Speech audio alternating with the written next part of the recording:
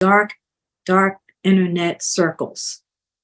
So talking about stress, they take that to the school system and then they talk about it. And when they talk about it, they go home and they bring that back home. And then the parents start seeing a different child. And they start wondering, that's not my Bobby. My Bobby didn't talk like this before.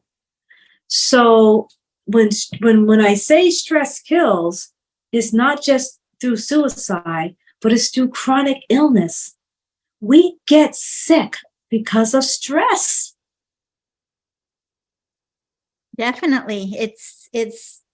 And we could go on and on about it, but I know that there's a gut brain connection, and we need minerals, and we need vitamins, and we need vegetables. We need those type of, basically, kind of foods to help us cope with that kind of stress.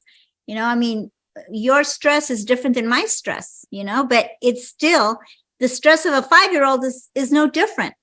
And that's right. And so I get it.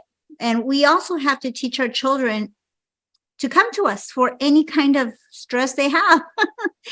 And it's our job as a parent, as a parent like me. I'm a very hands-on. Okay, if my son or my daughter come to me, I will fix it, or I will try to fix it. And if I can't fix it, I will take them somewhere to have it fixed. That's right. So I think that, our kids today is totally different from our kids in my time. When I was a child, there was a saying in our household and a lot of households that you are to be seen but not heard. So we didn't have a voice. But today, the kids have too much voice. They'll tell you. But the parents don't have too much ears. So there's been a switch, right? They have a lot to say, but the parents are too busy because they're working 2 jobs, so they don't hear the kids. And so now you have a whole group of kids out in society having a lot of feelings and having a lot to say, but there's no one listening.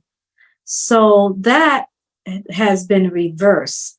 And I think that we have to change that, because mental health is just, there's an epidemic of mental health. The children, we're losing them. No one's talking about it, but we are. In many ways, we're losing them.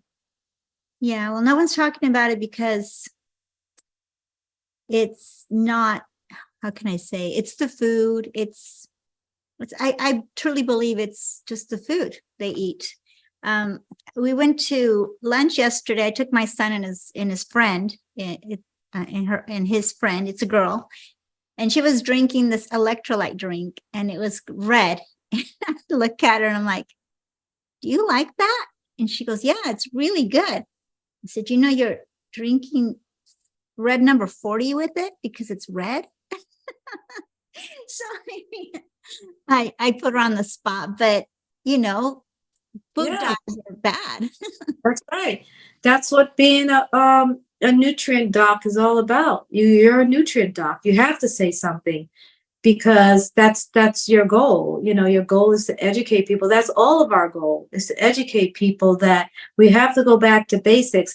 I mean, I'm guilty of that. I would love to just walk outside of my retreat and just see a huge garden of all these vegetables and fruits and all these things, and not have to go to the grocery store where they spray everything. But I'm not there yet. But that is a goal. I just have some herbs and some little stuff like that, but I want a huge garden. And I just want to be able to say, I want everybody that don't have food in their garden to come to my garden and get it. We have to get back to nature.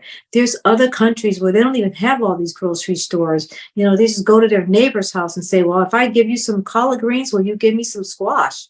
They're still trading vegetables, and it's organic because it's coming out of their yard. Unless we get back there, we don't know what we're eating. You're right. And that's another reason why we should make it a point to at least have some fruit trees. When you move into and buy your new house, just go plant some fruit trees. I wish I would have done that. I mean, I do have a few fruit trees out there in my backyard, but I wish I would have planted everything. Yeah. Yes, because you're going to need to, because they're telling us as many ways as one. Like even when they had the epidemic, the COVID epidemic, they shut down the stores. That should have told us, oh wow, we better start planting some fruit trees and some vegetable trees. I can't believe they shut the stores down, but they Yes. did. Yes. And the plan is to do it again. And we need to depend on ourselves for, That's right. real organic, because even organic may not be organic. So you just That's never. right. You never know, right? Exactly. Yeah. Yes. So longevity is about eating as clean as possible, making sure you have good vascular flow, making sure that you do your detox in the beginning, and it should be not just one. You need to do a periodic. I always say do it 4 times a year, right? And that's really sad that we have to do it 4 times a year, but that's how toxic that we are. I do blood work, so I know how toxic we are. I know that we carry metals and we carry parasites and fungus. I don't want to gross people out, but we are a very sick society. And I just want everybody to know that I'm developing these health and wellness kits for you and you and you. And it's not because I don't have anything to do. I'm very busy, but I feel like that is my godly duty to do it, and that's why I'm doing it. And I'm doing it because I believe in cellular level nutrition, and I believe in the science of nanotechnology, and I believe in kits that help whole body, not just one organ, but just helps the whole body and helps the immune system. And that's how we're going to reach longevity. Yes. Yes. Everything you said is true. And, we do need to do a cleanse, like you said, 4 times a year at least. And, it would be amazing to just, a lot of people know that, but they don't know where to start. The reason why I'm laughing is because the last I would say 3-4 years, I've been trying to okay, my goal is to teach as many coaches as I possibly can to take over this huge legacy of keep cleaning up people's bodies and cleaning up their nutrition and putting them on a healthy lifestyle maintenance program. That's the goal. So Jillian's got a tall order because she's going to be helping me do all this, right? But and the reason I say that is because we have technology growing faster than we can say the word technology. And because of that life is going to be different for us. It's going to be challenging our brains more than ever. We're not going to make it to longevity if we don't start cleaning up and feeding our bodies high power nutrition. We have no choice. We have to. It is time now to stop. Take a look at what we're doing to our bodies. Take a look tomorrow and see what you're doing to your bodies. The world needs us. The world needs you. Look at our kids. We can't continue to turn a blind eye. You make a great point. And luckily, my kids are grown up and they're very health conscious. So, and in that, again, it's not because of me necessarily, but because I did along the way help them think for themselves. And, I do have kids that eat junk food, and then I have those that they only eat organic, grass-fed beef.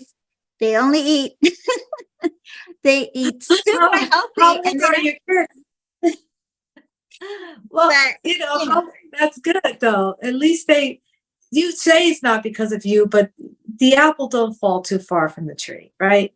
And so they look at you and they know, look at you, you're beautiful. They see everything. These kids see it.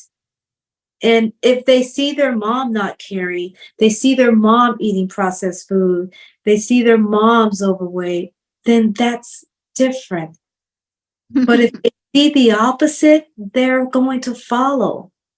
Even though you don't think they are, they see everything. That's true. They do. They do. And my one son, my middle child, my middle son, he's so into everything nutritious. And he also tells me, Mom, when are you going to exercise? Mom, I got the mirror. I got the Peloton. I got the treadmill. I got this. I got that. Oh, I need to borrow him. Yeah. And he says, Mom, you need to do a sauna. And yes, we do enjoy a good, we have the equipment. We just need to use it. Yes. And I also have a beautiful scenery just walking around the block here. It's like 4 miles if we walk it. And I mean, there's no excuse. Just get out there and walk for 30 minutes. So, well, I think you have to, some people need to put a sign up all over the house, go for a walk. Some people will do it because they're highly motivated because they've got sick and they know they have to. Some people have a dog, so they have to walk the dog. The dog won't stop barking or bothering them. So whatever it is that you need to create that so you can do it. Like I have a problem drinking water because I'm so busy and I don't want to stop an IV treatment to go to the bathroom, right? So I stopped drinking water and I realized that I was getting dehydrated because 70% of the population is. They don't know that, but they are. So I started putting a water bottle in every room. That way, everywhere I go, that's like 6 water bottles everywhere. Oh, that's my water bottles. You see what I'm saying? You got to do what it takes to get to the goal that you're trying to reach. And, I always tell people that any single moment, a miracle can happen, but you got to stay conscious, and being conscious means you got to know who you are. My girlfriend, Pam, she reminds me all the time, did you drink water today? What time did you drink your water? I said, you're the water angel or something? Because she's always talking about the water. But I know that she's getting this energy, this force, this energy telling, mind Dr. Ronnie to drink water. So water is really important.